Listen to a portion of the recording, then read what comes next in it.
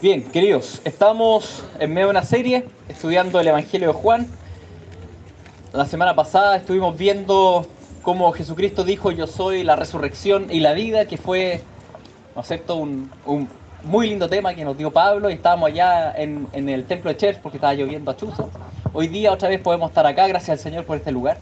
Y estamos estudiando el Evangelio de Juan. Hemos avanzado, actualmente ya llegamos al capítulo 13. No estamos leyendo todas las secciones del Evangelio porque es un Evangelio largo, pero estamos leyendo secciones específicas donde Cristo se revela como el yo soy. Y como ustedes ya saben, revelarse como el yo soy significaba revelarse como Dios. Él es Dios, un Dios salvador, un Dios que actúa salvando de manera específica. ¿Ya? Así que hemos visto hasta ahora 8 yo soy. Imagínense, hartos hemos visto. ¿Quién se acuerda de algunos? Yo soy el pan, el agua. Ya, lo primero que nos acordamos porque son importantes, pan y agua. ¿Qué más nos acordamos? Luz, buen pastor, puerta. Y después hay uno donde caminaba sobre el agua, el Todopoderoso, ¿no es cierto?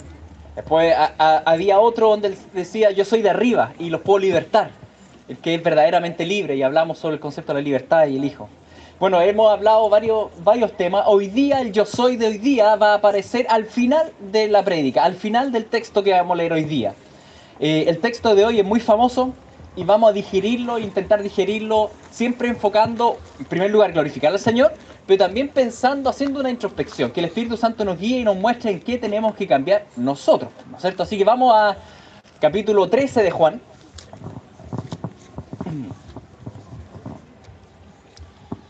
Capítulo 13 de Juan. Hoy día voy a hablar más fuerte porque voy a acercar el micrófono a lo Lucho, porque tenemos más ruido también hoy día. Así que no nos pueden reclamar mucho los vecinos porque tienen ruido del otro lado.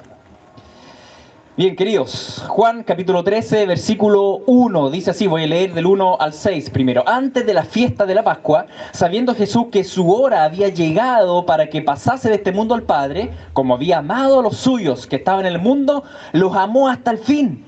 Y cuando cenaban, como el diablo ya había puesto en el corazón de Judas Iscariote, hijo de Simón, que le entregase, sabiendo Jesús que el Padre le había dado todas las cosas en las manos y que había salido de Dios y a Dios iba, fíjense en la media introducción, después vamos a volver a eso, no ahora, ¿ya? Se levantó de la cena y se quitó su manto y tomando una toalla se la ciñó. Luego puso agua en un lebrillo y comenzó a lavar los pies de los discípulos, a enjugarlos con toallas con que estaba ceñido. Entonces vino a Simón Pedro y Pedro le dijo: Señor, ¿tú me lavas los pies? Buena pregunta. Eran 24 patas cochinas. Porque los discípulos en esa época no andaban con zapatillas como nosotros, pues andaban con chalas. Todos andaban con chalas. Y en caminos polvorientos y sucios. ¿Y de quién era esa labor? Jesús era el maestro. ¿Ustedes han visto alguna vez algún maestro en la universidad que le lava los pies a los alumnos que están ahí? Ya, chiquillos, hoy día se sacan todos los zapatos, voy a lavarle los pies a todos. No se ve en la universidad. ¿Han visto que un decano haga eso? Más aún, ¿han visto que un ministro de Estado haga eso? O el presidente, llegando a la moneda, que le diga a todos: ya sáquense los zapatos, vamos a lavarle los pies a todos. No corresponde, po. Porque en primer lugar, un trabajo así, bueno, ¿quién lavaba los pies en esa época? Lavar los pies, para lavar los pies a usted, ¿qué tendría que ser yo para lavar los pies aquí al César? Yo tengo que ir, me voy a salir de la cámara, pero bueno, los de la casa se lo imaginarán. Me tengo que salir, me tengo que inclinar, no le miro el rostro, le miro los pies y me pongo por debajo. Lavar los pies es ponerse por debajo del otro. Hay un acto donde yo ya no le miro el rostro, le miro lo más bajo, los pies, donde yo me inclino, donde yo sirvo, y por tanto esa era una labor de un siervo, de los esclavos de la época. Los esclavos de la época eran los que les correspondía lavar los pies, los siervos. Así que Pedro lo discierne bien. Él dice: Señor, le dice: Señor, tú me vas a lavar los pies. Pero si eres Señor, si esto no lo hacen los señores, esto no lo hacen los maestros. Lavar los pies involucra inclinarse, involucra una posición de humillación. Pedro lo entiende. ¿Tú me lavas los pies? O eres Señor o eres esclavo. Pero ¿cómo vas a ser un Señor que sirve? Eso no existe. No existía en esa época y no existe hoy día. Por mucho que alguien diga, no, yo soy un Señor que sirve y todo, en la práctica los señores tampoco lavan los pies. ¿Por qué un rey haría esa labor? Y quiero saltarme un par de versículos para que entendamos la lógica de Cristo en esto. Vamos al versículo 12. Versículo 12 al 14. Dice, así que después que les hubo lavado los pies, tomó su manto, volvió a la mesa y le dijo, ¿sabéis lo que os he hecho? Vosotros me llamáis maestro y señor y decís bien porque lo soy. Pues si yo, el Señor y Maestro, he lavado vuestros pies, vosotros también debéis lavar los pies los unos a los otros. El Señor, ¿qué estaba haciendo con esto? Dando ejemplo de que si Él como rey se inclina ante otro para servir, ¿cuánto más todos los súbditos? Si Él como maestro, ¿cuánto más todos los discípulos? Que somos coiguales. En cambio Él está muy lejos por sobre nosotros. ¿Cuánto más? Si yo soy Señor, ¿cuánto más deben hacerlo ustedes? Y ese es el tema que vamos a trabajar hoy día. Hay que trabajarlo porque entiendo que todos entendemos en parte esto y al mismo tiempo todo nos cuesta. El lavado de pies, literal y metafórico, que debemos hacer nosotros, nos cuesta. ¿Qué es lavar los pies hoy en día? Porque hoy en día en general no es una práctica común, ¿no es cierto? Pero ¿qué significa lavar los pies? Recuerda entonces que lavar los pies involucra invariablemente rebajarme para servir al otro, inclinarme para servir, para estar al servicio del otro. Lavar los pies hoy día tiene muchísimos paralelos, muchísimos. Lavar los pies es, por ejemplo, cuidar a un hermano enfermo en la fe, donde yo podría tener tiempo para mí, pero me dedico a cuidar a un enfermo. Es lavar los pies. Lavar los pies es visitar o llevar alimento físico o espiritual a alguien, a alguna hermana que está necesitada. Hacer visitación. Lavar los pies es tal vez interceder por largas horas por la iglesia o por alguien. Podría estar viendo tele, pero en vez de eso me dedico a servir. Es poner el yo a un lado para servir al otro. Lavar los pies es llamar por teléfono y animar a alguien que está desalentado. Donde uno dice, bueno, no cuesta nada llamar por teléfono, a veces cuesta mucho. Uno simplemente está con flojera. Y siempre está enfocado en que ¿por qué nadie me llamó a mí? Cuando en realidad la Biblia te llama a ti a llamar a otro. Y a ti a visitar a otro. Lavar los pies es cuidar a nuestros hermanos, nuestras hermanas que están viudas. Es ayudar de alguna manera a los extranjeros, a los inmigrantes. Es parte de lo que la Escritura nos dice en cuanto al servicio. Lavar los pies es criar huérfanos. Algo que uno dice no tengo por qué hacerlo, pero bueno, nos inclinamos y servimos. Criar huérfanos. Lavar los pies es jugar con nuestros hijos.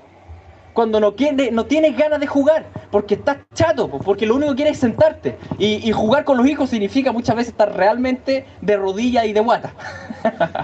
¿No es cierto? Lavar los pies es dedicar tiempo a nuestro cónyuge. Lavar los pies tiene que ver con todo aquello que implica poner nuestros deseos, nuestros privilegios a un lado para edificar al otro. ¿Me entienden? Es una actitud interna de arrodillarme al servicio de. Eso es lavar los pies. Y obviamente hay 100 ejemplos más. Les mencioné 10 porque, bueno, son ejemplos comunes, pero hay mucho más. Venir, escuchar, congregarse y cantar no es lavar los pies.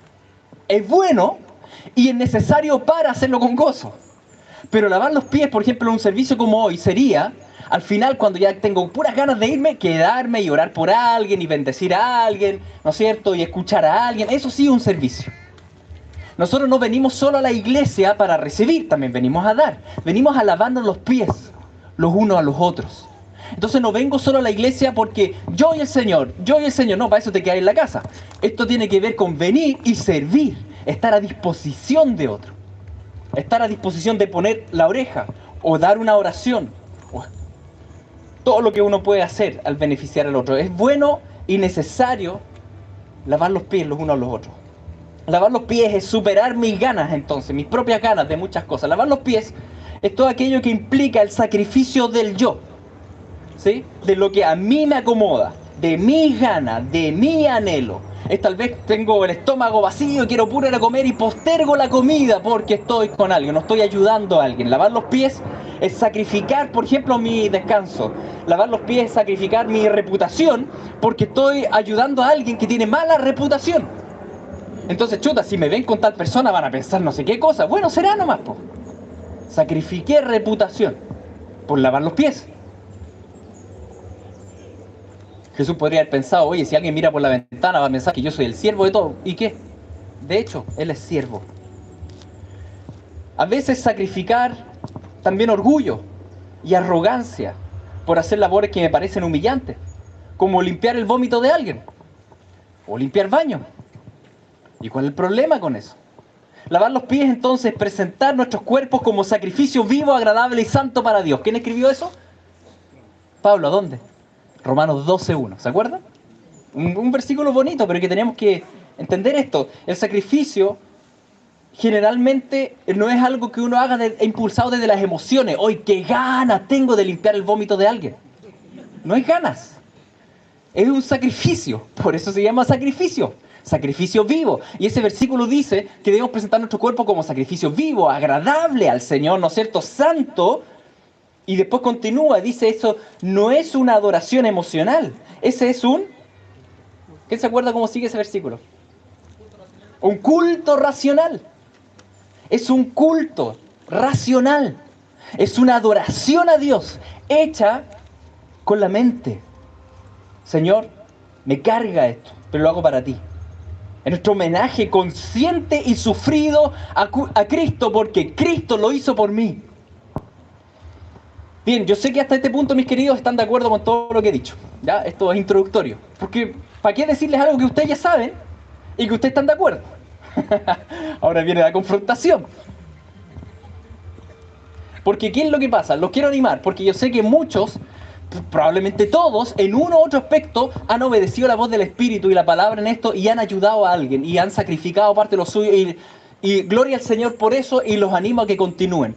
Pero también no podemos negar que todos nosotros, también muchas veces donde el Señor nos ha dicho, hagan y sirvan, no lo hemos hecho. Algunas pocas veces sí lo hemos hecho, pero otras muchas veces no lo hemos hecho. ¿Sí? No hemos obedecido al Señor. No hemos puesto el yo a un lado, no hemos ido. ¿Y por qué no lo hemos hecho? Porque presentamos una serie de excusas, ¿no es cierto?, que nos parecen muy razonables, pero que en realidad tienen que ver con que la carne no quiere nomás.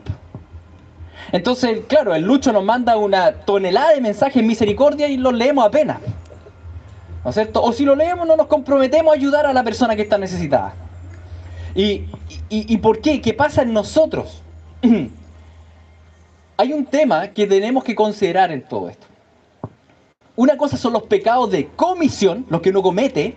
Un pecado, por ejemplo, uno va y miente, uno va y le pega, uno va y hace. Pero lo otro son los pecados de omisión. Los pecados de omisión son los que Santiago 4:17 dice, al que sabe hacer lo bueno y no lo hace, al que sabe hacer lo bueno y no lo hace, le es contado por pecado. Es el pecado de omisión. El pecado de comisión es súper fácil de verlo en los demás. Y también en mí. El pecado de omisión es prácticamente imposible. Porque tiene que ver con todas aquellas cosas que debiera haber hecho, que el Espíritu me impulsó, que la palabra me impulsó, pero no lo hice. Pasé piola. Nadie sabe. Pero en mi mente, en mi interior, yo sé que el Señor me había llamado a eso y yo no lo hice. El pecado de omisión uno lo sabe. Yo con esto no los quiero llenar de culpa porque todos ustedes saben que todos nuestros pecados están cubiertos por la sangre de Cristo. ¿Sí? Así que, gloria al Señor que cubre todos nuestros pecados de comisión y de omisión. Que son infinita cantidad de pecados. Pero sí los quiero animar a que puedan crecer ahora en santidad. A que puedan crecer en servicio. A que puedan crecer en amor. Sí, todos nuestros pecados están cubiertos por la sangre, pero hay muchas más buenas obras por hacer para la gloria del Padre. Y tiene que ver con todas estas cosas. Hoy día no vamos a hablar de estas cosas que pecamos al hacer, sino que pecamos al no hacer. Y presentamos excusas. Excusas que tenemos que analizar a la luz del texto de hoy. Y vamos a analizar con un poco mayor detalle, volviendo al versículo 1.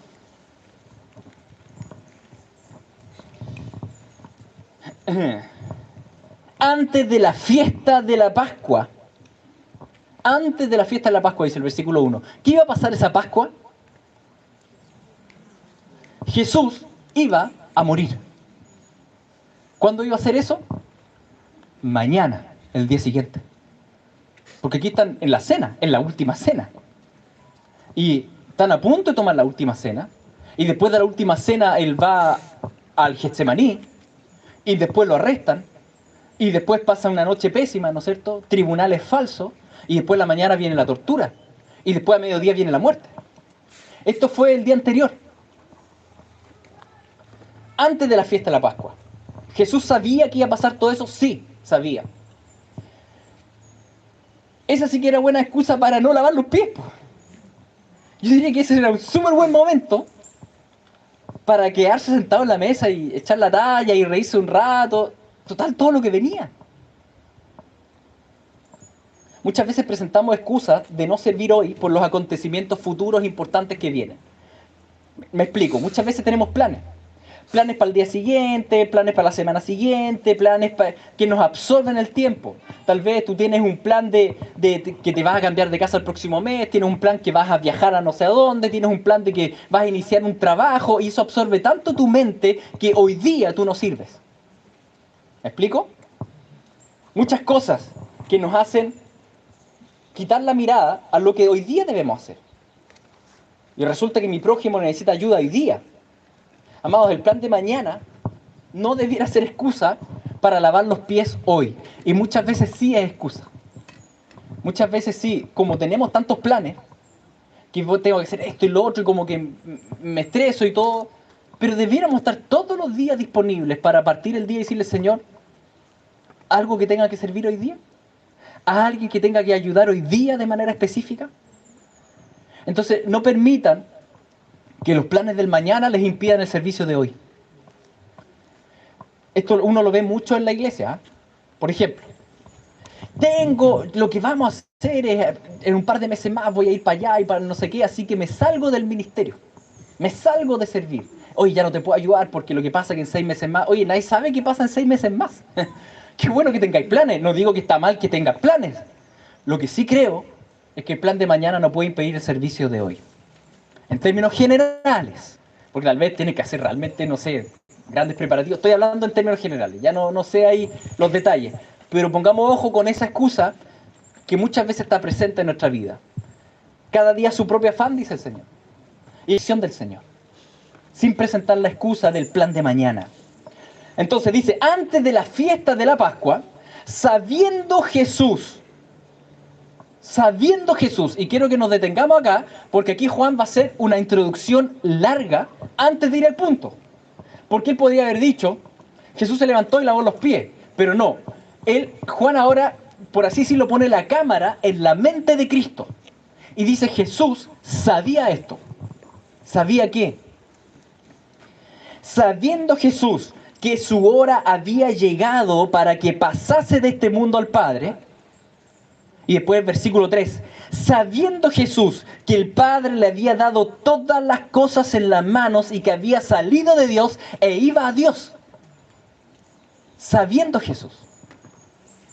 Jesús no solo sabía que iba a morir, él sabía que de aquí a unos días más iba a estar sentado en el trono del Todopoderoso. A ver, pongámoslo a nivel micro, a una escala humana, que no se compara con lo que acabo de decir, ¿no es cierto? Supongamos que tú supieras que mañana te van a nombrar gerente general de Cencosud de toda Latinoamérica. ¿Tú irías donde los vecinos a lavar los pies hoy día? Hoy día, si tú sabes que mañana tú vas a tener un cargo multimillonario. Si tú supieras que en una semana más vas a ser presidente de la nación, ¿irías hoy día a tus familiares a lavarle los pies? Es lo que menos haríamos.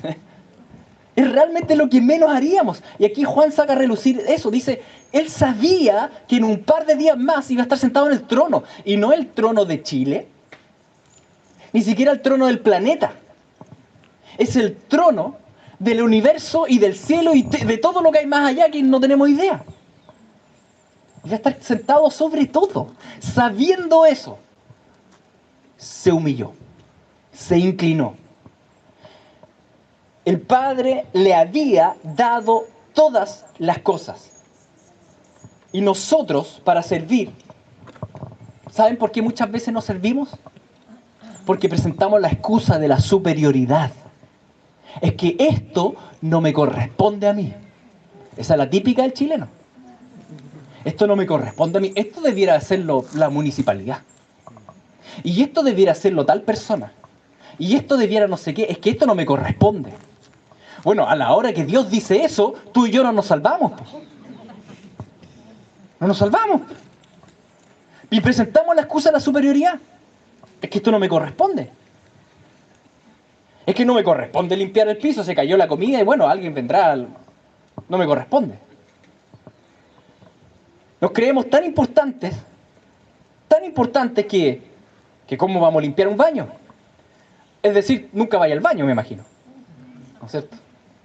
Tan importante que cómo vamos a recoger las cosas del piso, y cómo vamos a cambiar pañales, y cómo vamos a limpiar las heridas de alguien. Tan importantes somos, que en nuestra mente surge esa excusa, no me corresponde, no es mi labor. O no estudié para eso. A la hora que buscan pega, es que yo no estudié para eso, es que no tengo un cartón para eso. Bueno, si el Señor te pone la pega que te pone, glorifica al Señor. Si donde quiera que estés puedes evangelizar, y donde quiera que estés lo puedes hacer para su gloria. Pero es que no, es que yo no estudié para eso. ¿Para qué estudiaste entonces? ¿Para ti? No, pues uno estudia para la gloria del Señor. Pero presentamos la excusa de la superioridad. ¿Me entienden? Y eso está metido en todos nosotros por nuestra carnalidad, por nuestro egocentrismo. Y por eso Juan lo saca a relucir. Es como si Jesús hubiese dicho, es que no, yo me preparé en la eternidad para estar sentado en el trono, no para lavar las patas sucias de estos 12 caminantes. ¿Me entienden? ¿Cuál es el remedio a la arrogancia de nosotros? ¿Saben cuál es el remedio? Un arrepentimiento con frutos.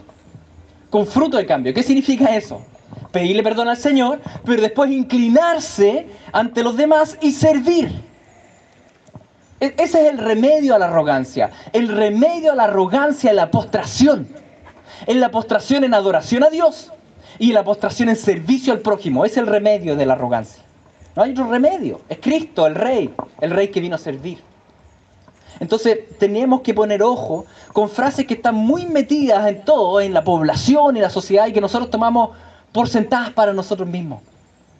Y donde el Señor muchas veces nos va a probar con la humillación, para ver si realmente se parece en nuestro carácter al carácter de Cristo. Tenemos que pasar por la prueba de la humillación.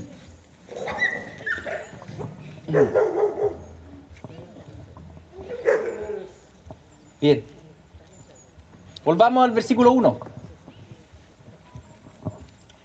Antes de la fiesta de la Pascua, sabiendo Jesús que su hora había llegado para que pasase de este mundo al Padre, como había amado a los suyos que estaban en el mundo, los amó hasta el fin. Los amó hasta el fin.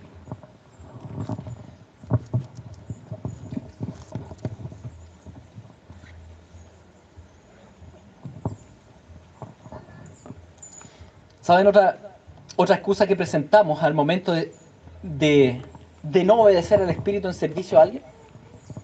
Es esta excusa. Yo ya he servido tanto. Yo cuando era joven, ¿cuántas veces fui a evangelizar? Ahora que vayan otros. Y acá es interesante que el versículo diga,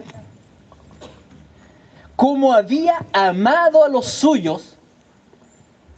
Jesús llevaba 3 años. 3 años sirviendo día y noche con estos hombres. Y sirviendo y estando a disposición. 3 años. Pero fíjense lo que dice, es tan interesante. Dice, como había amado a los suyos que están en el mundo, los amó hasta el fin. Hasta el fin. Toda su carrera. Porque el amor no es algo que uno pueda dejar simplemente en la gloria del pasado. Como uno muchas veces deja el servicio.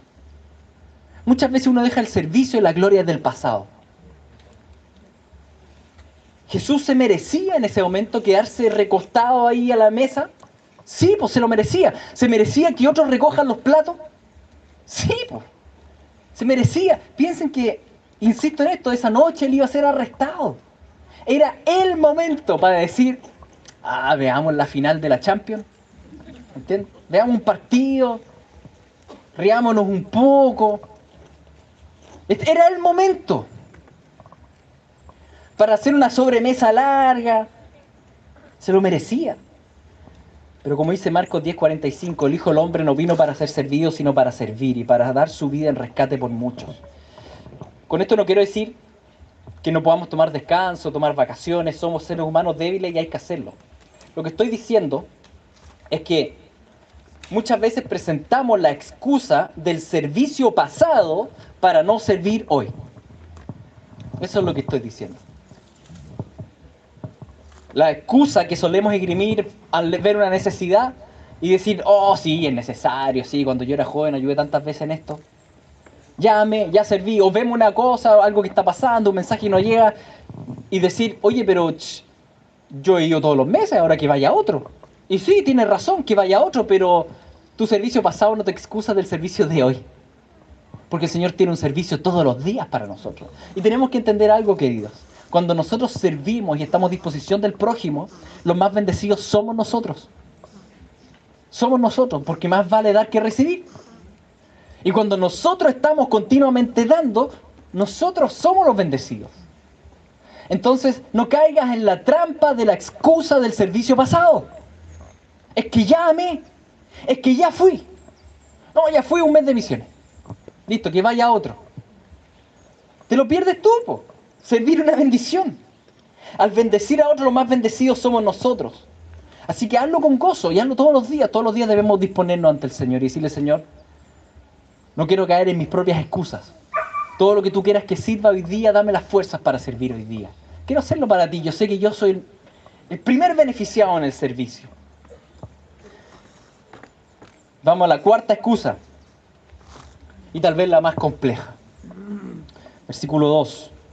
Y cuando cenaban, como el diablo ya había puesto en el corazón de Judas Iscariote, hijo de Simón, que le entregase, sabiendo Jesús que el Padre le había dado todas las cosas en las manos y que había salido de Dios, y a Dios iba, ¿quién estaba entre esos 12? Mandinga. El malo. Estaba Judas. Oye, el compadre malo. Judas robaba la plata que ellos juntaban así a duras penas para darle a los pobres. Malo, malo, malo. Estaban los dos pies de aquel mismísimo, nada más ni nada menos que Judas, que esa misma noche lo iba a entregar. Y Jesús sabía que lo traicionaría, que planeaba mal. ¿Cuántas veces alguien te pidió plata y tú le creíste, le diste plata y era un mentiroso? ¡Oh! Y te viene rabia. Que no te dé rabia. Tú lo diste para la gloria del Señor y lo hiciste de buena gana. Pero imagínense Cristo que conocía a Judas y él sabía de Judas. Jesús sabía.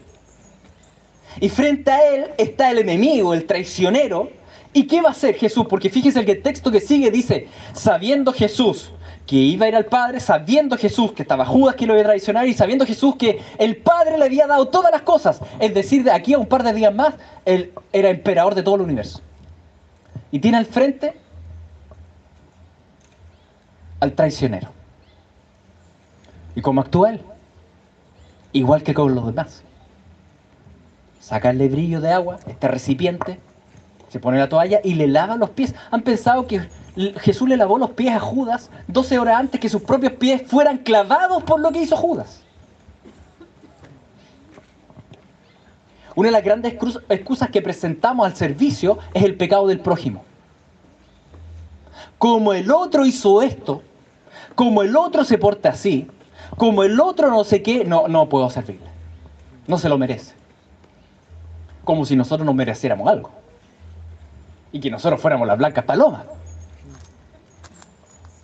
Tal vez el Espíritu te está instando a servir y lavar los pies a alguien que no te ha hecho directamente mal a ti, pero tiene reputación de pecador o pecadora. Una peleadora mentirosa o un ladrón estafador. Y uno dice, no puedo. Pero el Espíritu te está diciendo, pero anda. El otro día leí un testimonio Cortito, era impactante porque era un brujo, un satanista, que blasfemó abiertamente en una radio contra Dios y todo, y había una señora afuera que escuchó todo el discurso de blasfemia de este satanista, y cuando él salió de ahí, ella fue y lo abrazó tanto, que él se puso a temblar, se derritió el hombre, no sabía qué pasaba, y después se informó y supo que ella era cristiana. Y cuando él escuchó eso, el Señor tocó su corazón, el hombre se convirtió. Imagínense eso. Una entrega de servicio en un abrazo a un hombre blasfemo, a un brujo, a un satanista.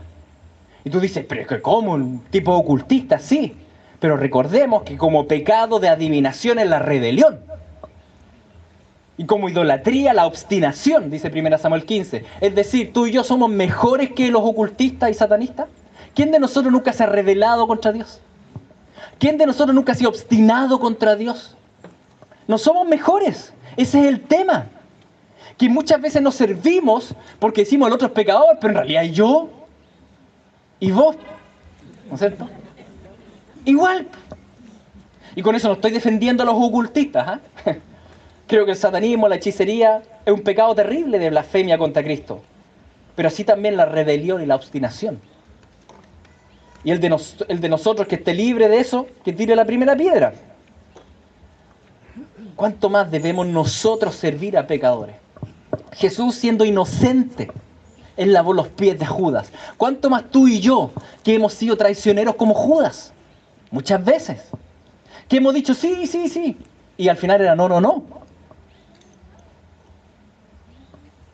Tal vez el Espíritu te ha estado impulsando a servir a alguien, pero le guardas rencor a esa persona. O te da rabia. O cuando tú miras aquí en la iglesia, todos te caen bien, pero hay una persona, una que tú dices, Señor, no me hables por favor. Te tienen mala. No hay química. Eso es para decirlo humanamente, pero en realidad es pecado. Guardar rencor. Tal vez porque piensa distinto simplemente. O porque es de derecha o de izquierda. O porque te hizo daño. O porque has dado opiniones en Facebook que nada que ver. O porque simplemente lo saludaste y dio la media vuelta y no te pescó. O tal vez hay heridas más profundas y más complejas y de más tiempo. Y en realidad el Espíritu te está llevando a servir a alguien que te hirió de pequeño. O que estuvo ausente cuando debiera haber estado presente. O te está llamando a cuidar de tal vez padres que no fueron buenos padres. O te está llamando simplemente a servir a alguien que tú guardas amargura y tú dices, ¿cómo? No puedo. No puedo. Porque sabemos que ojos que no ven, corazón que no siente. Pero ¿qué tal si los ojos vieron? Y así que el corazón siente. Entonces estamos sirviendo y cuando sabemos del pecado del otro decimos no se lo merece y no puedo hacer esto. Y Jesús sabía desde un inicio que Judas era falso y lo hizo. Para poder obedecer en ese punto necesitas primero perdonar. Necesitas primero sanar. Necesitas primero entregarlo al Señor. Necesitas primero sacar la amargura. Había una mujer que cuando lleguemos al cielo probablemente va a tener una de las mansiones más grandes del cielo. Corrie ten Boom. Una holandesa de la Segunda Guerra Mundial, que estuvo en el campo de concentración con su hermana. Eran dos solteras, entonces las hermanas eran muy unidas, muy amigas, muy juntas, pero la hermana fue continuamente torturada por un guardia de lo que era el campo de concentración. A tal punto que la hermana murió. Después terminó la guerra, ella salió del campo de concentración y ella llevó un gran ministerio de evangelismo y de mucha predicación, una mujer de Dios, y la llevaron por las iglesias a dar testimonio. Y fue por las iglesias a dar testimonio, y resulta que después del culto de una de esas iglesias se le acerca un hombre. Y ese hombre era un alemán, que se acercó y dijo, ¿se acuerda de mí? Sí, era el guardia que mató a la hermana. Y el guardia le dice, ¿me perdonas? ¿Tú y yo podríamos perdonar a alguien? ¿Al torturador? ¿Al que mató a tu ser querido más querido? No podríamos. Y ella tampoco. Ella lo odiaba. Ella lo odiaba. ¿Cómo lo va a perdonar? Y en ese momento el Espíritu le recordó un pasaje. Y ese pasaje es Romanos 5:5, donde dice que el amor de Dios ha sido derramado en nuestros corazones por medio de su Espíritu. Hay un amor que fluye desde el trono. Y ese amor puede rebalsar nuestro corazón para que fluya sobre otros. En ese momento donde viene este guardia y ella dice que se pone a tiritar, le saltó todas las hormonas y la adrenalina y todo, y ella dice, no puedo, Señor. Y clamó por Romanos 5:5, dijo, Señor, que tu corazón, que tu amor se derrame en mi vida. Ella clamó y Dios le concedió la petición. Dice que en ese momento, mientras ella estaba frente al guardia, mientras ella estaba ahí, dice que de repente sintió un amor sobrenatural que no venía de ella. Era un amor que estaba ahí, que fluía, y que ella pudo ver al guardia y le dijo, sí te puedo perdonar. Y le dio un abrazo y se fue. Y ella fue libre. Y él fue libre. Pero eso no es capacidad humana. ¿Me entiendes por qué le estoy contando esta historia? Porque si tú quieres perdonar a esa persona que le guardas tanto rencor y que te ha hecho tanto daño y que tal vez el Señor te está llamando incluso a servir, la única forma que eso suceda es que tú vayas y le pidas al Señor por Romanos 5:5. Señor, derrama tu amor sobrenatural sobre mí para que fluya al otro, porque de mí no fluye. Yo no puedo perdonar así. Pero hazlo tú. Hazlo tú. Y el Espíritu lo va a hacer. Porque te va a fluir amor del trono directamente a ti. No pienses que vas a poder superar el rencor sin el poder capacitador de Dios. Porque no podemos hacerlo solos. Necesitamos de Él. El perdón es sobrenatural y fluye desde el trono. Si hay alguien en tu vida que no has perdonado, tienes que ir al Señor, como lo hizo Corre, y decirle, Señor, que tu amor sobreabunde en mí. Sobreabunda en mí. A tal punto que yo esté disponible incluso para servir. Así como tú serviste a Judas. Así como tú te inclinaste ante Judas. Porque lo más importante que Dios hace en tu vida es forjar a Cristo mismo en ti. Es forjar al Hijo. Amados, sabemos que tenemos que servir, pero presentamos muchas excusas. No presentemos más excusas. Quiero terminar con el texto de Juan, del 13 en adelante. Vosotros me llamáis maestro y señor, y dicen bien porque lo soy, dijo Jesús. Pues si yo, el Señor y Maestro, he lavado vuestros pies, vosotros también debéis lavaros los pies los unos a los otros. Porque ejemplo os he dado, para que como yo os he hecho, ustedes también hagáis.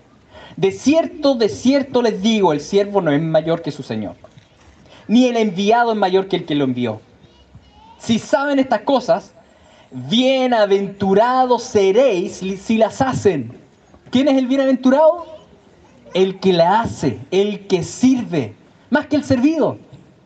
¿Quién es el más bienaventurado de todos? Cristo, el gran servidor. Y de Él todos aprendemos, y de Él todos necesitamos para hacerlo. Dice, si saben estas cosas, bienaventurados seréis si las hacen. No hablo de todos vosotros, yo sé a quienes he escogido. Mas, para que se cumpla la Escritura, el que come pan conmigo levantó contra mí su calcañar. Es decir, Judas. Desde ahora os lo digo antes que suceda, para que cuando suceda, creáis que yo soy. Les digo esto antes que suceda, para que cuando suceda, crean que yo soy. Que Jesús es el omnisciente, el que sabe todo, y a pesar de saberlo todo, te sirve. A pesar de conocer tus pecados más profundos, a pesar de que Él sabe toda la pornografía que tú ves, a pesar de que Él sabe los rencores que tú guardas, y Él sabe de tus infidelidades, y Él sabe todo, igual te sirve. Yo soy, dice Él, y se los digo antes para que ustedes se den cuenta que yo soy. Jesús no sirve desde la ignorancia, Jesús sirve desde la omnisciencia. Y si quieres eso, entonces lo necesitas a Él. Si quieres ese tipo de servicio, Lo necesitamos a Él para que Él obre en nosotros. Y tal como lo hizo Jesús, lo podamos hacer hoy día. Hoy día, mis queridos, levantémonos de la cena cómoda en la que estamos, como lo hizo Él. Quítate el manto de honor y de dignidad que llevas, como lo hizo Él. Toma la toalla, no solo por un rato, sino como Él lo hizo, te la ciñes, amarrarse, toma las decisiones, ¿no es cierto? Asume tu servidumbre.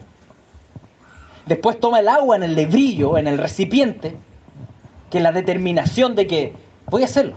Esto no va a quedar en pura prédica. Es decir, no postergues para mañana lo que puedas hacer hoy. Agenda, llama, movilízate. Y finalmente, anda donde la persona que el Señor ha puesto ahí en tu corazón. Inclínate, lava los pies, enjuga las lágrimas. Enjuga las lágrimas, consuela al enlutado, entrega corona en vez de ceniza. Porque de gracia hemos recibido y de gracia debemos dar. Vamos a orar. Padre Santo, tú has sido tan bueno con nosotros.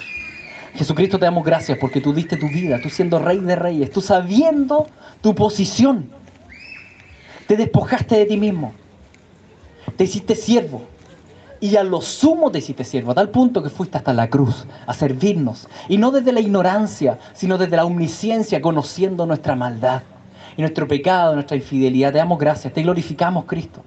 Y rogamos, Espíritu Santo, que tú hagas ese milagro en nosotros. Forja a Cristo. Tú sabes que en nosotros no está eso. No está esa capacidad de amor, esa capacidad de servicio. Tú sabes todas las excusas que hemos presentado y todo el pecado de omisión que hemos cometido, de no hacer el bien que sabemos que debiéramos haber hecho. Perdónanos, cámbianos y, Señor, movilízanos a ser una iglesia, una congregación, hijos tuyos que sirven como Cristo sirve.